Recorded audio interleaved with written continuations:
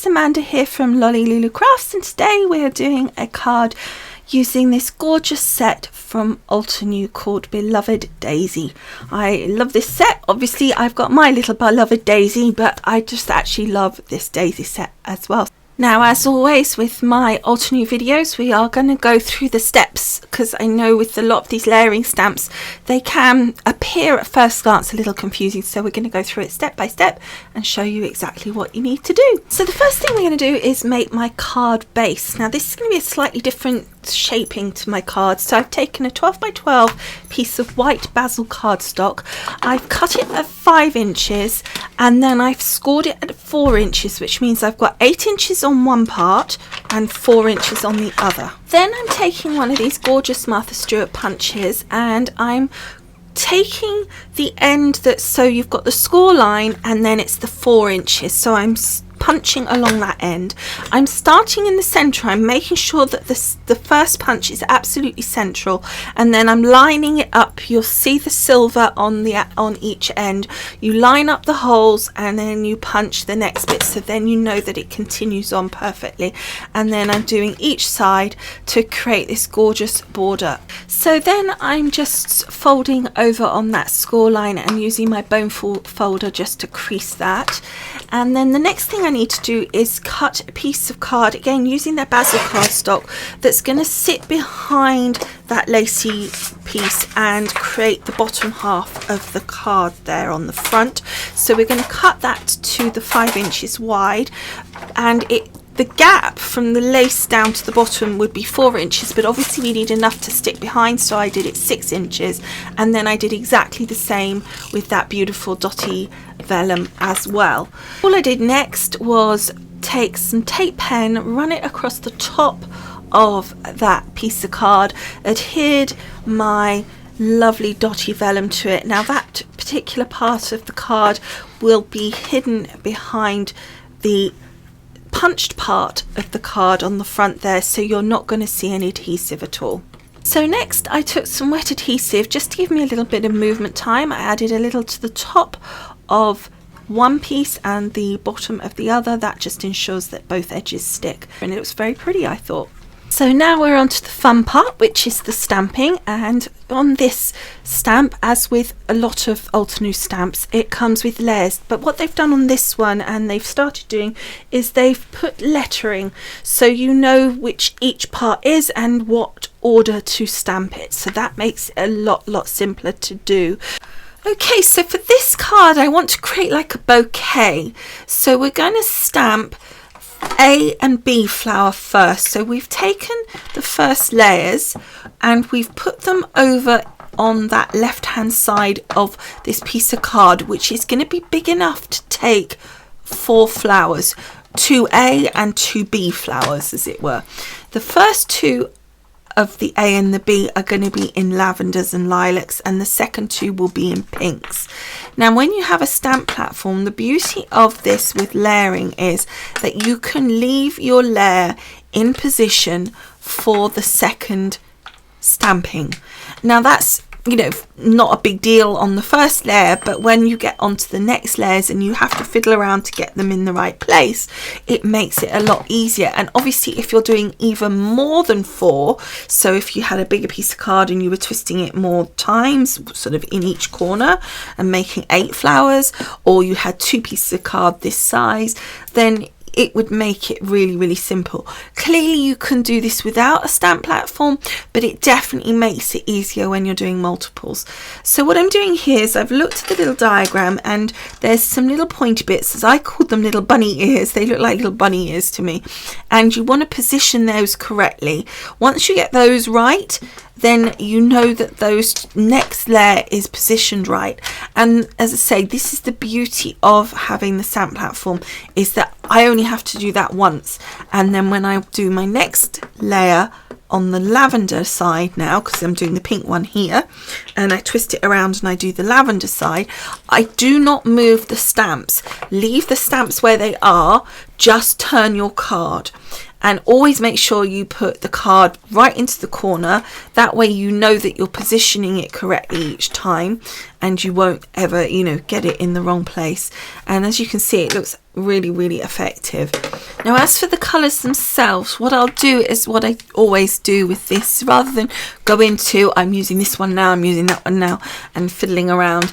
What I'll do is I'll put all the details of that on the blog post, and it will have the links to them as well, so that I'll make it a lot easier for you, so you'll know precisely the colours that I've used.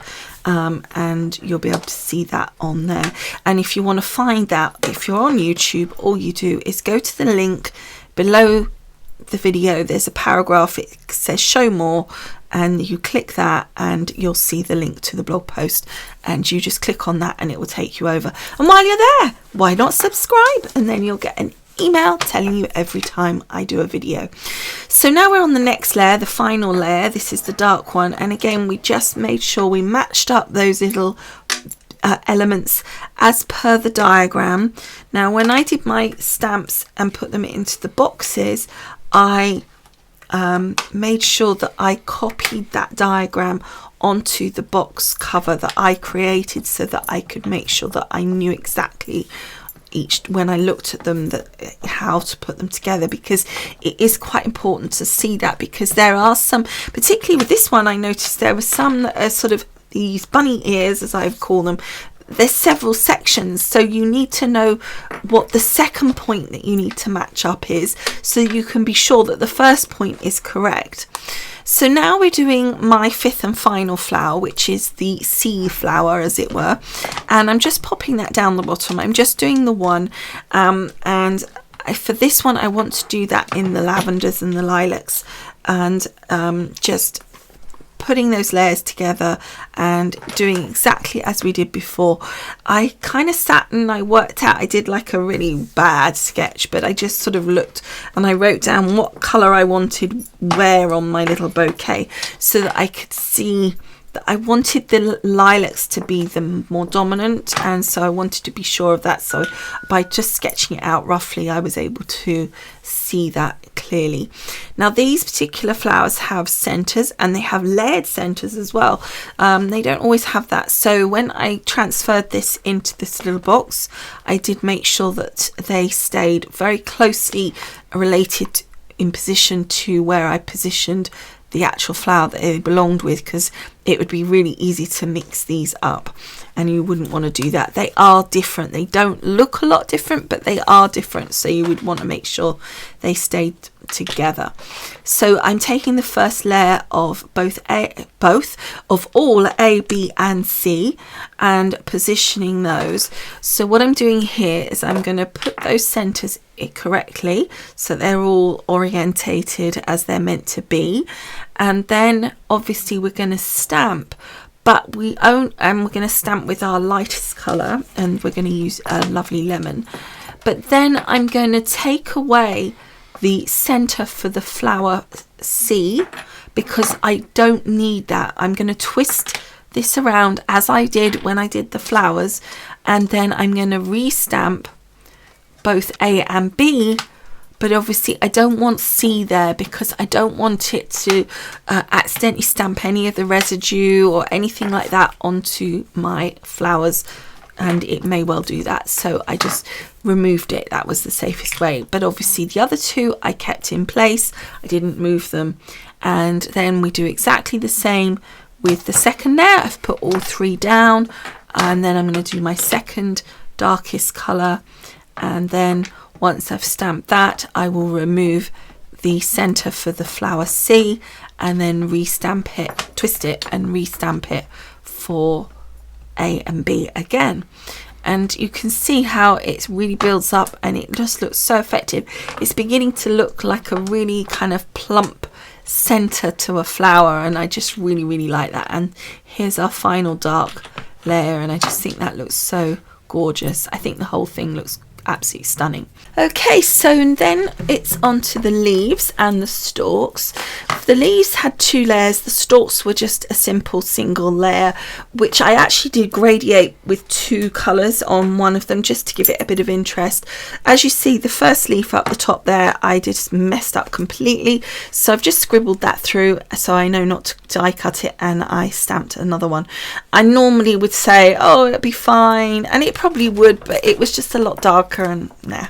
So then all I had to do was die cut them all out. I haven't shown you that, you've seen me die cut a million times, but as you can see, it looks absolutely gorgeous. So then I took the die cuts and I laid them out in a rough sort of position on the front of the card, and then using a flat wet glue, so in this case I just used my Hunky Dory construction glue, on the elements that I wanted to lay directly flat down onto the card, I stuck down using that glue. And so obviously that involved a little bit of sliding underneath of other elements, but it was helpful to have those there, even though they weren't absolutely perfectly in position. It kind of just helped to see where I needed to put those other things. Otherwise I just would have had no idea where I wanted to put the leaves, etc. So I stuck down the 3 leaves, and then the C flower in inverted commas that we did, that was the odd one out because I wanted this one to be at the very back of all the others, so he was going to be flat. So we popped those all down. Then I took my pink flower here and I took some foam tape and popped that on the back, and then again using some of my construction glue, and those of you that watch me a lot know whenever I use foam tape I always use a wet glue on the back of the foam. It just makes it stay stuck for longer. Central heating seems to have an awful effect, I think, on foam tape. So again, we're just kind of trying to work out where it needs to be positioned, even though those other elements I wasn't sort of exactly positioned them correctly, but I just knew that they were kind of roughly right. And then I did the same with the second pink flower. If you recall, when I was stamping, I said to you guys that the pink was kind of just an accent. I wanted the lilacs to be the main kind of focus, so the pinks were kind of behind. And so again, I just used the foam square and the construction glue, and again just positioning it using the other items as a guide. So I had to move these a little bit more because this was a much bigger flower than the others. And then what you could do is, because you had the wet glue, it did give it a little bit more time to fiddle around as well, to make sure that if you weren't quite happy with the position of the ones that you had the foam tape on, if you'd only used foam tape you wouldn't have been able to move it. Now this second purple flower, third flower, fourth flower, I can't even count. Again, I used a single layer of foam tape and I stuck that down. Now I was just trying to fiddle it around to get it at the right angle so that it didn't cover up too much of the flowers behind, but it still gave an illusion of it sort of being in front.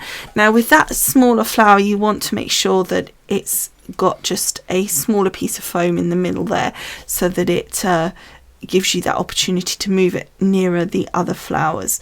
So now on to our final flower. What you may have noticed there is that I've got 2 layers of foam, and again it's more centralized so that we've got quite a lot of flower around the edge of the foam, and that's just so that it gives us that opportunity to butt it over the other flowers without the foam being in the way.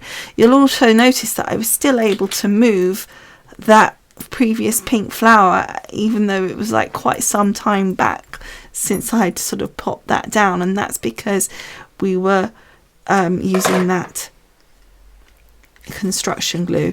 I then added those stalks, again just using some construction glue, and then finally, kind of for the die cutting part, I stamped and die cut a sentiment and then tied a nice bow using some baker's twine. And actually, considering I said sort of lilac was my accent, it was kind of a pinky lilac, so it worked really nicely.